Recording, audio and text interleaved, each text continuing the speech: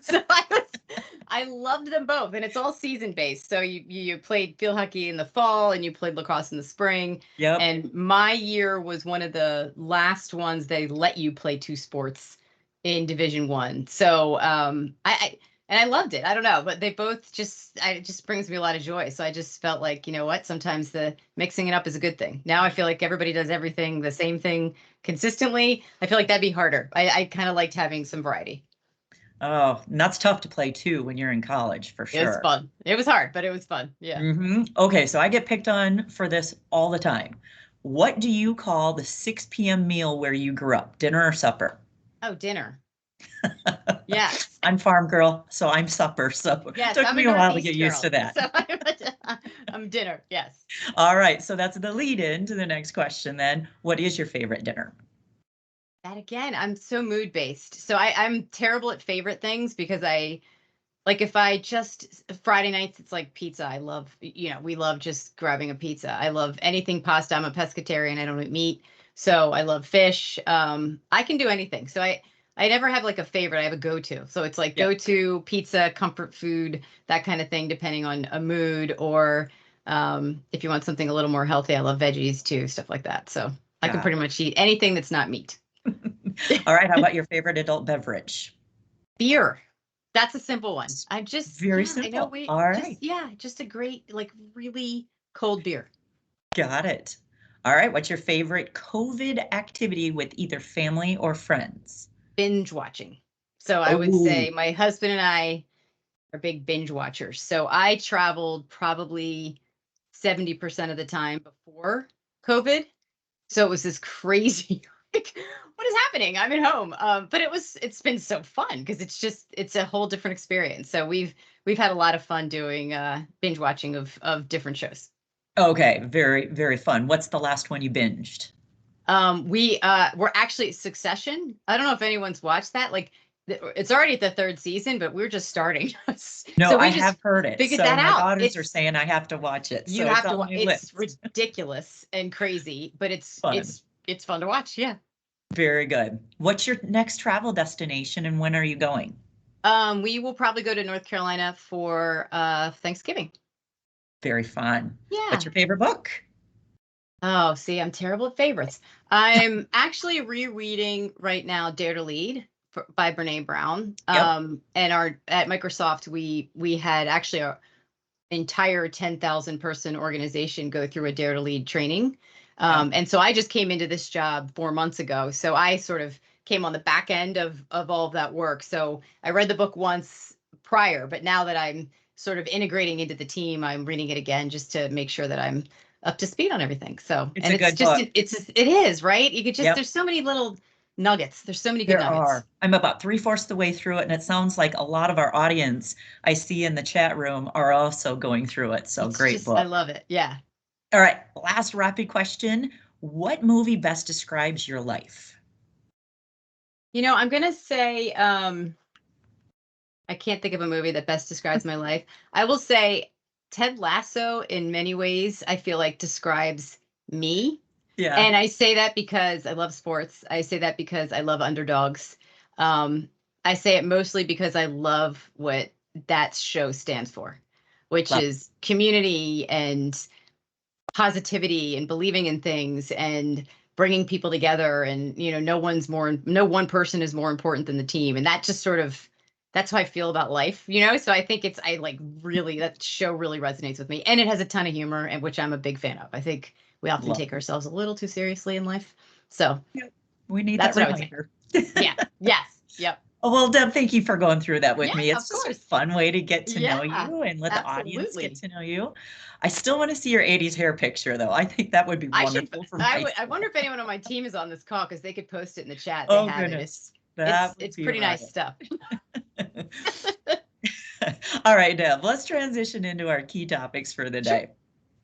So when we think about this new era of hybrid work, it's different for all companies. Yeah. For example, like a company like Cargill, we have Mhm. plant employees coming in every single day, but that's not everybody's jobs. If we have Yes. back office teams and leaders that are working from home every day, that could be viewed as living in an ivory tower.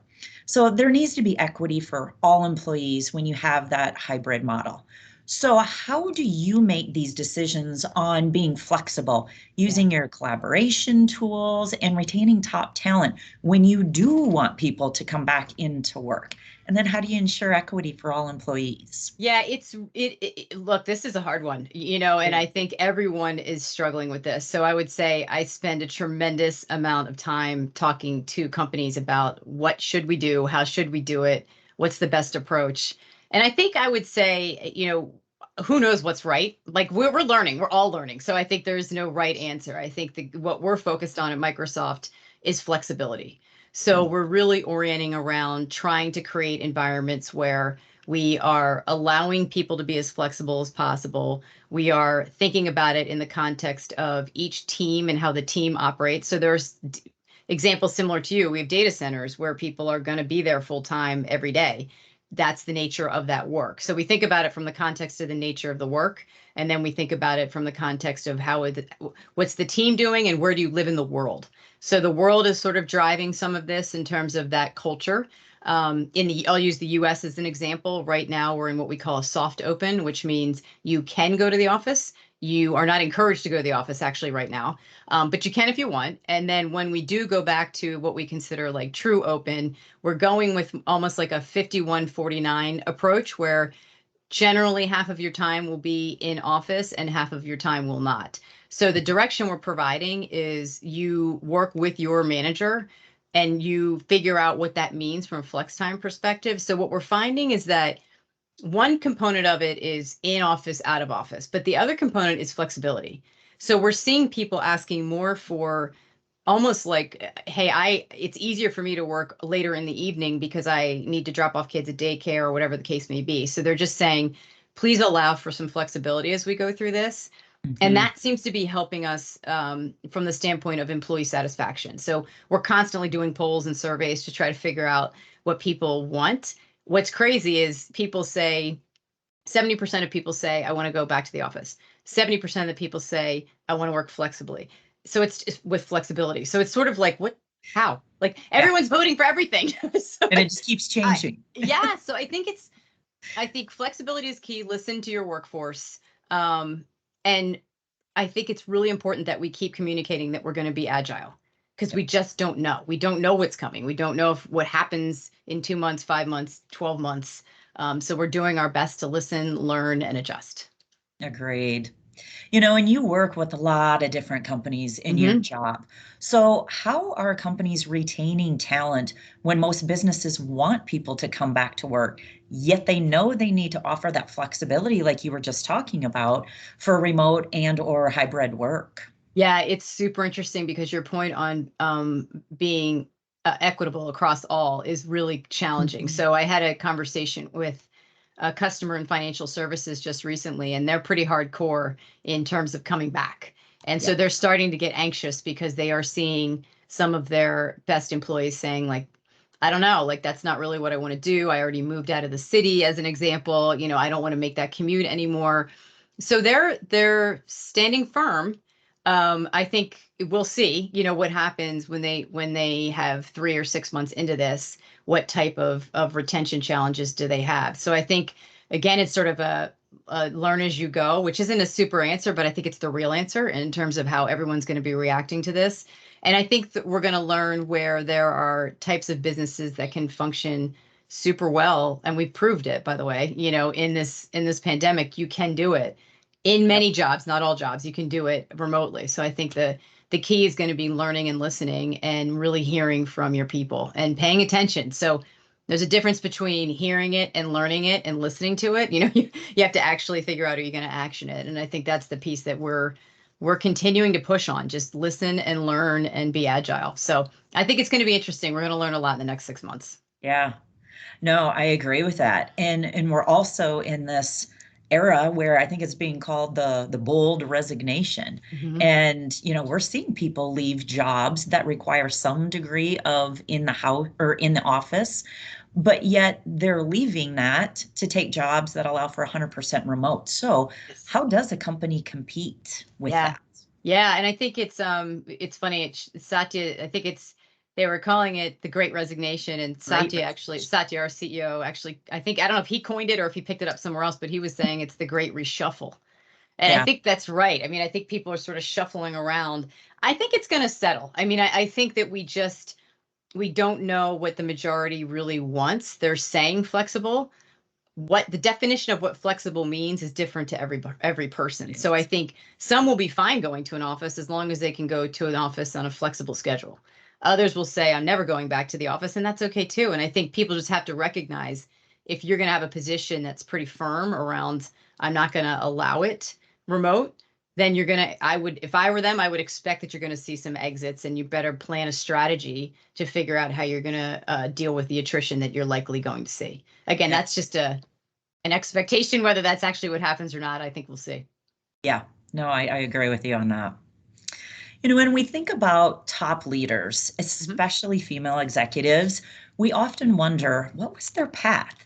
So Yeah. you started in sales. Mm-hmm. How did that set the stage for your career journey? Yeah, I mean, I think the thing I love about sales, and I think we're all selling every day, regardless of our job. I think that's one thing that people don't actually realize. No matter what you do, whether you're internally selling your position to get more investment, or get people to work with you on certain projects, or focus on ways that you can help orient the company better. Everything is sort of this experience of selling. For me, it was about customers, and it's still an incredible passion for me to figure out, what can I solve on behalf of a customer, and how do I learn from that. So one of the biggest joys of my jobs have been, I get this chance to interact with hundreds of different customers in different industries. Like, that view is incredible. So I think I was drawn to this idea of learning and enabling customers to do more, and I learned from that every single time. So I think that's the key. What was I taking from every experience that I had, and how was that I applying it to, where I wanted to go? So I think it informed me. I got to see, and then I was able to say, hey, you know what? That's pretty cool. Like, I like what they're doing. That's something I think I would be good at, or, that's definitely something I do not want to do. Is this exposure that really created this opportunity for me to figure out what I wanted to do next. So I think there's always been a certain level of curiosity, I think I would say. Like, it just created this curiosity for me to figure out how all the pieces came together. And selling is a very unique opportunity to do that across your own company, in addition to the companies that you serve. And that sort of started it for me. It was just, it was interesting, it was compelling, and there were always opportunities to go do it a little bit differently or more as I progressed. So Yep. that's sort of how it I started. love the word curiosity. When Yes. you can lean in and be curious in many different situations, it's going to allow you to gather lessons learned and Yeah. truly either move forward or pivot. So Yes. I love that word. Well, tell us about, what was one of the biggest challenges to getting where you are today? I think it's you're always wondering, what's the right thing to go do.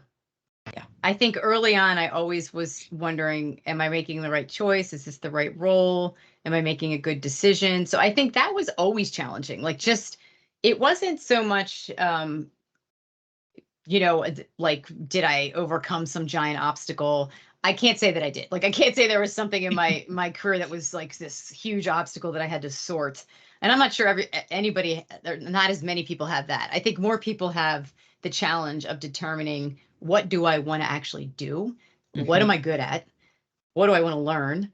And where's the best place for me to do it? And I think that's the piece that I got smarter as I got older. I think that there was a process. I remember one company at one point, my husband said, like, you don't fit there. Like, that's not you. And I wanted it to be me. I really did. Like, I was thinking, like, no, I want it to be me, but it wasn't. And I think that coaching from somebody outside of your seat to take a look and say, you know what, you maybe want to make a different decision based on what you want to go do. So I think the challenges come from making sure you understand yourself.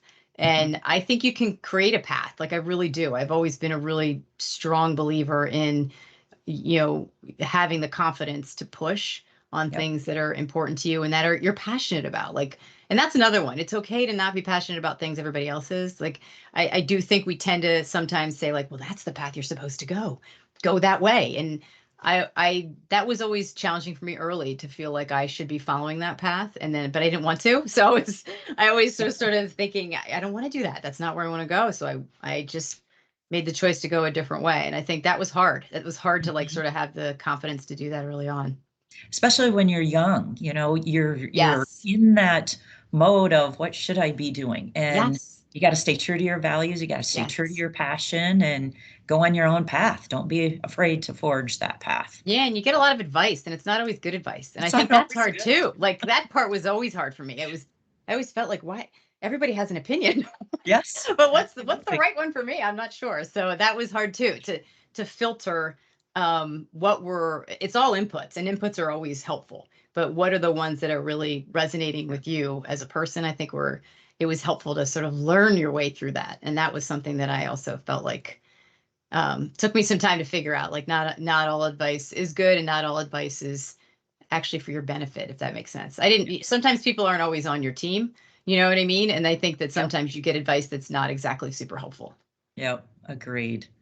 What's been the most difficult decision that you've ever had to make in your career? I think it's and you do this many many times. It's whenever you have to make a decision on a person, or you have to make a decision to let somebody go. Yeah. Always the hardest. Always, always, always, always the hardest. And every time you do it, it's as hard as it was the last time. I think if it wasn't hard, then something's wrong. Like it should be hard. You know, you're changing somebody's life. That's something that I carry with me. You know, so I think I am very specific around expectations and what I want from people. And I have zero tolerance on culture. I have zero tolerance on integrity. And sometimes you got to make a call that's not popular. That's hard. That's super hard. And you feel it, and you feel bad about sort of the outcome for folks. But I think it's, if you know you did the right thing, it's still hard, but you know it's the right thing. So for me, that's always been the ones that I feel are tough. No, I agree with that. Those are the toughest. Well, how did you get your seat at the table when you found your voice, and how did you prepare yourself to be board ready per se? Yeah, I mean, I think it's a couple of things. You know, I think we've all had the experience of sitting in a room where you know what in your mind is the right thing to say, but you're afraid to say it. Like you go Mhm. through those times in your career where you think, I know this is right. Like I want to say it. I really want to say it, but I'm afraid. So I Yeah, think part of it was I had great mentors. I was very lucky. I had a lot of people, and still I have people who have supported me and have been really invested in my career, and that's been just an amazing experience for me. Um, so I think it was practice. You know, I think it's putting yeah, yourself out there. I think it's an opportunity to lean into discussions that are super uncomfortable. Like I've lately been talking about getting comfortable in the uncomfortable, because if you've got that feeling in your stomach, like that tells me it's growth. That tells mhm, me like I'm pushing on something that doesn't feel great, but you feel so good after. And even if it didn't go great, you still feel good because you think I took the step. So that's yeah, something that I've tried to constantly do, is put myself in positions that I feel I'm stretching a little bit, that I'm going to be uncomfortable, and that I feel like readies me. And then I'm a huge believer in feedback. So I you have to have a trusted, if you have just a couple folks around you that you trust and can give you feedback on how you showed up at things, I think that's really helpful to say, mhm, hey, I'm in this SLT meeting. How did I show up? What did you think? And what feedback would you have for me? I love hearing feedback. I think it's sometimes it hurts, but it's incredibly helpful, you know, to help you continue to get to a place where you feel ready. And a lot of that is about, some of that's experience, and some of that is confidence. And yeah, some of that is just having the faith mhm. to lean into something. Yes. No, I like that. And I think when you know if you've got your board of directors around you, or Yes. your mentors or your sponsors to help you, feedback is key to everything. So, what have you looked for in your own mentors, and how have Yeah. you gone about securing those mentors over your career? Yeah, I think the first thing is, you know, I think we've all been in programs where they try to like match you and stuff, and that's so Yeah. weird, and it just never feels right.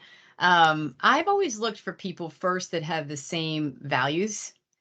I think that's really, really, really key. So if you don't connect with somebody that has the same value system, you're not going to get guidance or advice that is helpful. So that's one. I think two, I've always looked for. people that I've admired. And I had a really great conversation with General Becky Halstead. She's an amazing one-star general, and she told a story about how she had a mentor that was actually someone who in rank, which is a big deal in the military, Mhm. was below her in rank. But she said that the way they connected from a values perspective and the way that that person led was different than the way she led, but she said she saw so much in him, and it was a learning opportunity for her. So I think you're kind of drawn to certain people that Yeah. represent things that you want to be, or you feel like you can develop in, are areas that I really like to look for mentors. And the other is people who will poke at me. So I want Mhm. somebody who's going to challenge. Like, I don't really want a mentor that Absolutely. just is, you want them to be supportive for sure, but you also want them to say, you know what, like, that was all right, but like, you're better than that. Here's how I see, and here's what I think you could have done, and really challenge my thinking. So I love the mentors. I have one in particular that I adore, and he's amazing because he knows me deeply and he'll poke on things. So I remember at one point I was trying to decide on a role to take, and he was the person who asked the best questions, because he's like, you're considering that role because you think you should, back to kind of my earlier comment, Yep. but that's not the right one, and it. So like, you have to sort of, get comfortable with that. So I like that kind of mentor, and I think they're few and far between, by the way. There's this, Yep. I don't know, this philosophy that like I've got to gather mentors. I don't I don't believe that. I think there are a few that are amazing, and those are the ones that you should rely on, and and you give back in that situation as well. No, I agree with that because I think the more that others challenge you, you start to change your style, the way you think, the questions you ask, and it Yeah. probably changes your approach and how you mentor other people. Yep, for I sure. like that. Did your mentor list shift over your career, or did you necessarily keep the same mentors throughout your journey? Definitely shifted. It's Yeah. shifted quite a bit. I have the one I was just mentioning has been a mentor for 15 years maybe. So Wow. that's been one that's really been there through and through. But a lot of them have shifted, and it just Yeah. depends on different stages in your career, different experiences that you've had. I've two women externally that I've worked with that have always kind of stuck there, and but I've sort of came connected to them maybe 4 or 5 years ago, and that it was interesting because they really push on me they're both really wonderful women who sit on a bunch of boards, and at that point I'm kind of like, a board, like, how do I do that? And it was, and they were so cool because they were like, they kind of took me under their wing, and were I asked all the questions that people are probably thinking when you want to join a board, you don't know how to ask them. I Hmm. love those too. So I think it shifts just depending on what's important in your life at the time, what you want to learn. And I think you can outgrow each other too. So there are some that just become great friends, but they might not necessarily be mentors anymore. Yep. No, I love it. Many women struggle with work and life Yeah. balance, trying to keep it all moving forward in the right direction, but never feeling like we're doing Hmm. either justice on that front. So, how do you maintain balance in your life, Deb? I do not. I'm terrible at it. There's the candidness. I I love it. am just, we don't even have kids. I'm like, I am, it's just, we have a dog who thinks she's a kid, but it is so hard. And I think there's this thing, I don't know, I think a lot of us have it where you want to give that extra. Like, you Yep. want to push that extra. You just feel compelled to say like, well, I could do that one more thing. Or and for me, what does it to me is when I feel an accountability for people who ask for help, and I get crazy when I haven't figured out, like, I haven't gotten to them yet, and it makes me like anxious. Like, I think to myself, like, am I letting somebody down? I feel like I should be helping them. So I think Yeah. we all struggle with this one, and I just think it's very hard. The things that I do, simple things that I try, like, I have to exercise in the morning or I will lose my mind. So there's things where, and it was kind of interesting when I first joined Microsoft. I'm on the East Coast, so the majority of folks are in Redmond, in Seattle, and I was working in a corporate job at that time. So they come online around 7 a.m. West Coast time, which is 10 a.m. my time. So I ended up saying, okay, I'm going to block my calendar every morning until 10. And so that is going to be workout time, walk the dog, catch up on work myself, and then 10 on, I'd go later, but I knew I was going to go later anyway. So what's the difference? But that was just one way for me to kind of get control over. Now I know I can start my day from a place that I feel good and like I can have energy and I don't have that anxiety thinking like I haven't worked out yet. Like I'm gonna get all nutty. That calendar.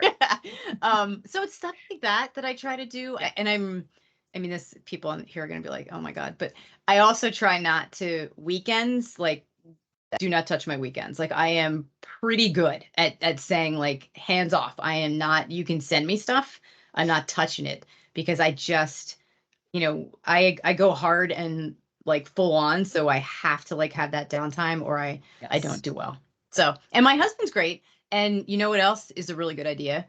Your folks who are like my admin, she's amazing. So she will yell at me, that's it, like time out. Like you specifically said you want a block here. Like I'm not putting anything in that block. So I think That's wonderful. I have to do blocks. Otherwise it's impossible. Yeah. I'm still learning. I'll take any advice anybody has on this because it's just hard. Got to have that self-care, Deb. Yes. It starts here, right? Yes, that's right. That's right. I can preach it. That's for sure.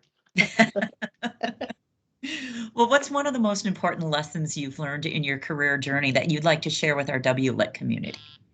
I just think you have to be authentic.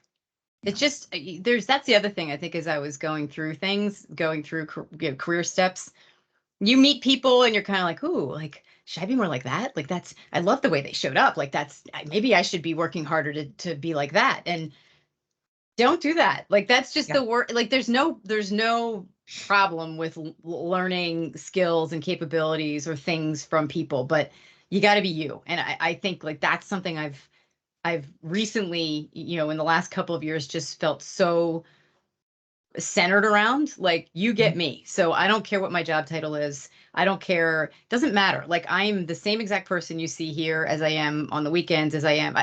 Like doesn't matter. Like I just don't think there should be two people. I think it's you all the time. People don't want that. That's okay. And I think you've got to be comfortable with that. So that to me has just been kind of empowering to just say like, I'm shedding all that noise. I don't want that noise. And if people don't like the way I show up, then, that's okay. You're authentic you. Yep. That's what you get. Yep. So, and that's been key. I think it takes a lot of stress and anxiety off of people to try to be something you're not. I love it. And one thing women do is we question ourselves. It's that self-sabotage. What advice would you give to our audience about don't allowing self-sabotage to happen? Yeah, I think we all know this. Everyone on the phone knows this. Like the whole theory of, women won't apply for jobs because they feel underqualified. Yes. Men will apply for the job and they are underqualified. Women are often overqualified. And I just like that stuff. Stop the negative talk. Like you find one or two, or it doesn't even matter. It can only be one. Find that person that will not let you talk like that. So like I have a very good friend who works for the company as well, and she's my go-to. So the days that I feel like I'm an imposter, like I can't believe I'm sitting here, like I don't belong here, I'll text her and I'll be like, I had that feeling, and she'll just rail on me in a positive way, but it's what you need. Yeah. Sometimes you just need somebody to say like, cut it out, like just stop that negative talk. I do the same thing for her. And if every human has that day. If you say you don't, I want to meet you because I think that's amazing that you have that much self-confidence that you don't have that day. But that's what I think. The negative self-talk is so damaging. It's so, and not everybody wants to build us up. Not everybody does. And you don't need those people in your life. Get them out. Like shed it, because it's not worth it. It's too much energy and pain that doesn't create value for you. Like I think there's a huge lesson. I'm a big fan of energy givers. Yep. Energy drainers, I don't want to be around them. I don't want to hire them. I don't want to. I just don't want it. Those people. Those people at work that you talk to and you hang up and you're like, oh, that was awful. Like, I just don't want those people around. I just want people to feel like positive. You don't have to be like fake positive. You just have to have a little bit of an optimistic attitude about things. Nope, I love it. Well, Deb, we've got a couple of questions from the Sure. audience. So should we Great. move to the pigeonhole round of questions? Of course. Whatever you got. All right. Our first one is, did you always aspire to reach the levels of success in your career that you now have? If so, was there ever a time along the journey where it felt so far out of reach or unattainable? Super good question. The answer is no. Like I never really I am not one of those people that had like a career track that was like, okay, I'm going to do this job and then I'm going to do that job and then I'm going to go that. Like I Mhm. just didn't. And I don't, maybe I should have, I don't know, but I always felt like it would present itself to me in terms of something that created interest for me and curiosity. And I always did. And still I have this loyalty thing where am I solving something for the company too? Like, am I bringing the company value has always been important to me. Like, is there something I'm doing that's helping the company? So I never did. I never felt like, this is where I was going to end up. No, if like you told me 20 years ago, you're going to be the president of Microsoft US, I'd feel like you're out of your mind. That's not going to happen. So I always thought, am I contributing? Am I building great teams? Am I Yep. having fun? Am I doing my very best work as much as I can?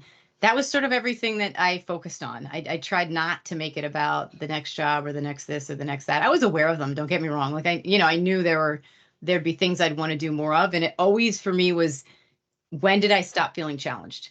Like Yes. what was the point that I said, I'm not like jumping up every day to get into this role. Like that's the point where I thought, okay, I got to go try something else because I feel like this is the end of the learning in this role. And so, in a lot of ways, I fully admit timing and luck are always a part of it. I really feel that way. I mean, it's a tremendous amount of hard work, and I feel a very gritty person. Like I'll get after stuff, but Yep. timing matters. It does. You just happen to be sometimes lucky. Like when I went to SAP was absolutely timing and luck. I was sitting on Mhm. a panel with the president of SAP. I worked for another company at the time, and we just started chit chatting after the panel. And he's like, "You got to come to SAP." Like that was it. Like it would just happen to be that I said yes to that panel at that time. He happened to be there, and that's how I ended up at SAP. So part of it is just being open to possibilities. But I also think just in listening to you, it's also being self-aware, Yeah, of big time. the situation, of the timing, like you're talking about, but knowing when you're not being challenged anymore and Yeah, realizing with yourself, okay, it's okay to feel that way, but that's now my message to move on, right? So totally. I like that.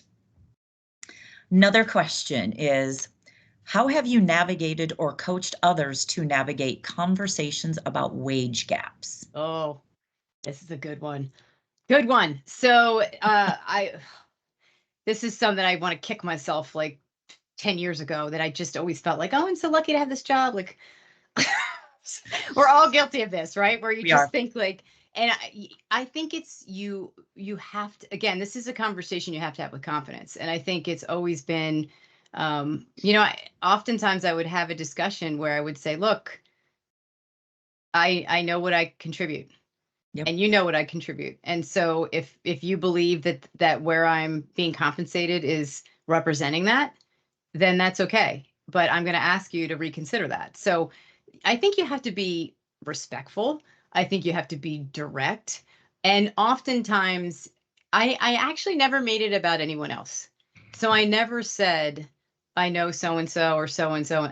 Like, I don't think I needed to do that because it was Yep. obvious, like it's always the way, right? So I just felt like I made it about me and what my contributions were, how I felt like I impacted the company, yeah, how I felt like I, performed. I made it about my experience. I didn't make it about anybody else. And so I think I've generally done okay in that regard. But they're hard ones. And I think it's really kind of laying, like I would literally write it down, like write down the impacts that you've made, write down the progress that you've made, Yep. and be confident going into the discussion. What's the worst thing that can happen? The worst thing that can happen is they say no, and you can choose to stay or go. And I think that's the piece is never sit in that conversation from a place of fear. I think one other thing I've always thought about was I can find another job. All of us can Yep. find another job, right? So if we're in a place where we feel we're not compensated fairly, or if we're in a place where we feel like we're not growing and developing and we don't love the culture we're in, go do something else. And I think that's like when you enter discussions with that confidence, I think it shows. And I think people are more likely to respond to that versus I know Joe and Jeff and so make more money than me. I've never approached it that way. Nope. Nope. Always make it about you. Yeah. Next question. How can we help get the women we've lost back into the workforce? Yeah, I'm worried about this one, actually. I really am. I mean, we've seen a mass, the data proves it. We've Yeah, seen a mass exodus. I'm so worried that we're just gonna, I don't know. I think the flex piece is a big one. So I it think is. companies offering flexibility, I think companies that offer remote, even if it's part-time, will start to draw people back. I think we have a job there too. So our friends, and those in our community that we know maybe had to step out for a period of time, it's also up to us to make room. So I think that's one really important one for the community to come together and say, how do we make room for those that we know left, and how do we help them with our networks? So I think it's all of those things. It's creating opportunity. It's using your networks. I do believe companies will want the women back, and I think flex time and remote will actually help that. I hope it's going to be interesting. It'll be interesting to see what the data looks like, 6, 8 Yep. months from now, as to how that actually lands. Yeah, I think that's good. The next one I have is, when in your career did you get your first mentor? Looking back, would it have helped to get one earlier? It's funny. I had one really early, really early. So I was a couple years into my first job, and I happened to be, um, I was working on a really large deal. And at the time, we had this big deal team. And I thought it was the coolest thing. Ooh, I get to work with a big deal team. And so his name's Frank. There's a guy who ran the big deal team. His name was Frank, is Frank. And he I just sort of kind of got engaged because they were working with me on my account at the time. And we just sort of I ended up working for him actually, like within a year or something. But he was my first one, and I think it was really early. I mean, I was only a couple years in, and I think we just sort of clicked. It was kind of the thing that I just thought I liked everything about him, the way he led, the culture he built, and the way he looked after people. So I do Mhm. think it helps, actually. I think it helps early. I like that. Next question. How do you recognize or know if a company, or not a job, but a company, is a good fit for you? Oh, that's such a good question. Hmm. Um, so I'll just tell you the story of when I came to Microsoft. So I interviewed with Satya and Judson and probably 7 other people. There's a couple things that I was looking for. You read a lot about Microsoft externally. They're going through this cultural revolution, and Satya Nadella is this amazing leader. And I saw the note in the chat about when he said trust the system. That was not a good day for Satya. That was before I got here on the comp thing. But I was looking for consistency. So was I hearing the same? Was the language the same? Yeah. Was it consistent? Was it language I liked? So was it the culture that I wanted? And did I see it consistently across the organization? I think that stuff, if you look for it, you will see it. You will see where there's lack of consistency. You will see where the culture does not shine Yeah. through. You got to get your eyes open, but I think you can. I think my advice is, if you are interested in joining a new company, I would ask to talk to more people, and not the ones that normally are in the interview loop. I think that's incredibly beneficial, just to spend time with people who might be a peer or work there. You'll learn a lot from the folks that aren't trying to hire you, as to what the culture actually looks like. So to me, it's just kind of eyes open, look for consistency. Yeah. And I think I'll go back to something you said earlier. Remember your values, right? Yeah, Remember your totally. values. Don't ever stray from them for any company. And if that company's Ever. values don't match up or align with your values, you move on till you find a company that does, because you can't show Yes. up to work every day and feel like there's a dichotomy there. So, Totally. That's so yeah, uncomfortable. Yeah. And so do you feel like also sort of like you feel it sometimes, when you you're feel it like, if right you're away. interacting and you're like, I don't like this. I don't like this. I can feel it. Yes. Yep. I've had that happen. And at the time, I was in transition and really needed that job. But I ended up walking away because that company those values did not align with mine. And it was Mhm. very clear right from the get-go. And I never looked back, because I ended up, where I am today. And I wouldn't have been there without that. That's So awesome. just never stray from the Yeah. values. Yep. Trust your gut. Trust your gut. Yeah. All right, our last question, Deb. Uh-huh. For our peers out there that don't believe in themselves as much as we do in them or Yeah. recognize their talents easily, what are some ways you would help encourage them to the potential you know they have? Well, that's Yeah, a that's such a good question. I think it's you point things out. I Mhm. think people so underestimate their value. It makes me nuts. But you just I vividly remember one woman I worked with, and I knew she would be a great leader. I knew she had everything that it would take, and she just did not believe it. She's like, I don't see how why you think that, like it's not me. And I would just I'd make notes. Like I'd watch things that she would do and I would read them back to her, and I would just say, here are three examples of what you just did that would just Yeah, you have it, like it's in your DNA. And there's certain yeah. people that have it and certain people don't. You can coach it, you can train it, you can do all those things, but she was a natural. And so I try to be really specific. People do so much better with examples of some of the behaviors or progress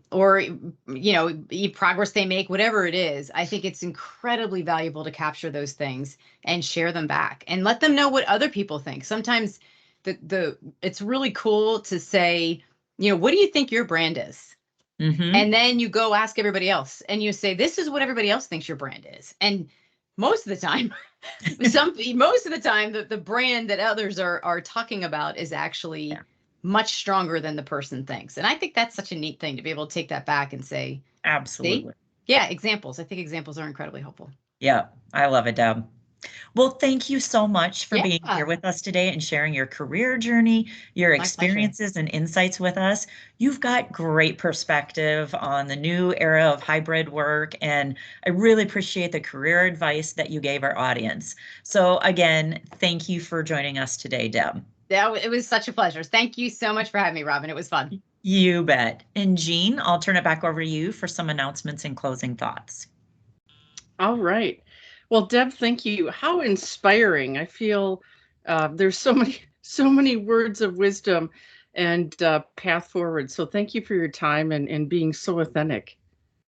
We wanted to look at, this is now capping the end of the year for WLiT, and we're finishing 2021 now.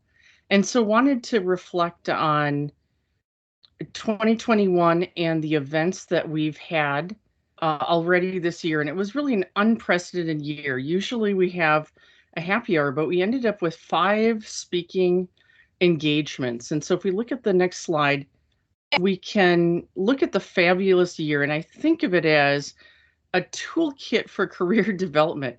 All of these speakers, as you saw tonight, are recorded. And so if you go to mintech.org, you can find the conversations if you missed one of these to reflect on. But just wanted to highlight a couple things as I look back in the year. Teresa Sandy started out the year strong with imposter syndrome. Not only does she have a book, but also her wisdom of the power of the pause was just life changing. You think about both conversations when you're a little thrown off, the pause gives you time, or a big challenge that you see your opportunity rather than saying no, that you have time of, yeah, I can do that. For May, we had Julie Sweet, and Julie, as you know, is CEO for Accenture, had a bold career path as she shared her story there. I liked one of her comments was network for skill. And I've used that to accelerate my knowledge, but also from a relationship standpoint.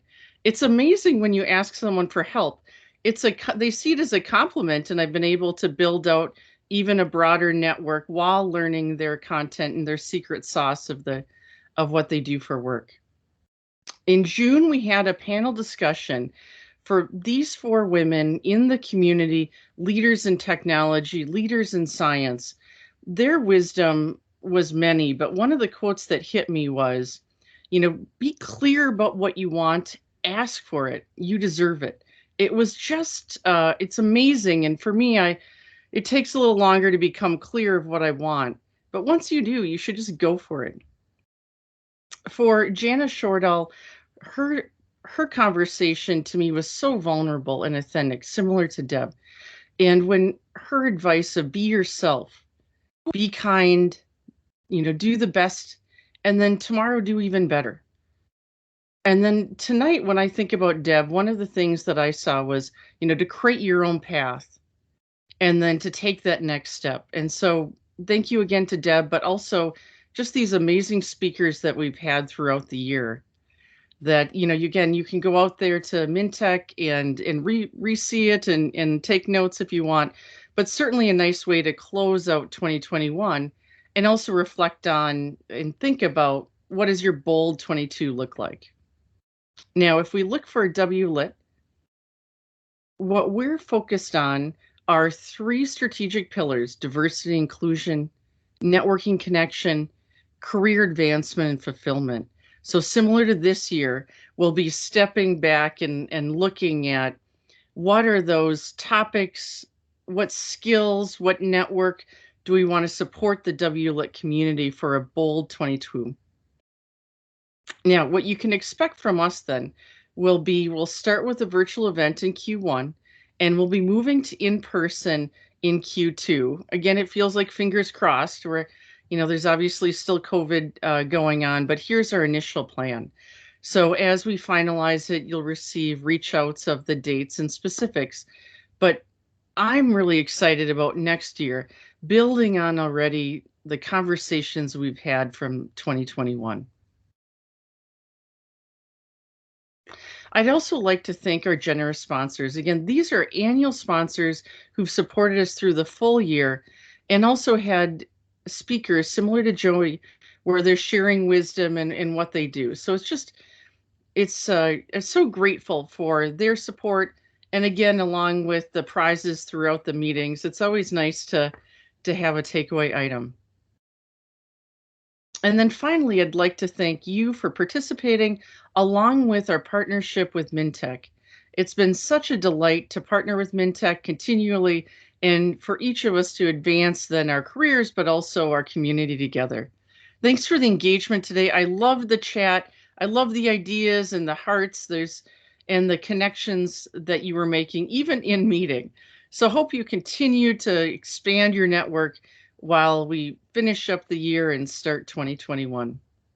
Thank you.